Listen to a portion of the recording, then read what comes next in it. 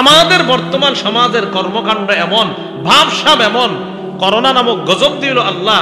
এই গজব দেওয়ার পরেও আমাদের ভাবসাব আর গুনাহের মিটার আর মাত্রা এমন যে কেমন যেন বলতেছে আল্লাহ আরো বড় কোনো গজব দিলে আপনি দিতে পারেন, সমস্যা নাই, আমরা অপরাধ করতেই থাকবো, এরকম ভাবসাব আমাদের।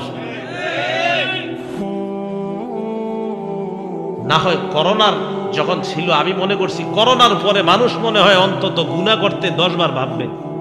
কিসের গুনাহ করতে ভাববে? আপনার মিটার বাড়ছে।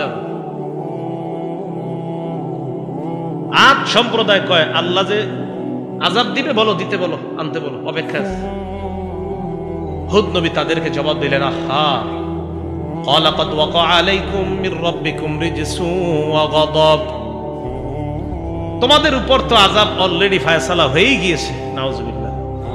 তোমাদের রবের পক্ষ থেকে শাস্তি অলরেডি তোমাদের উপর পতিত হয়ে গিয়েছে, ওয়া গাদাব, এবং আল্লাহর রাগ তোমাদের উপর পতিত হয়ে গিয়েছে।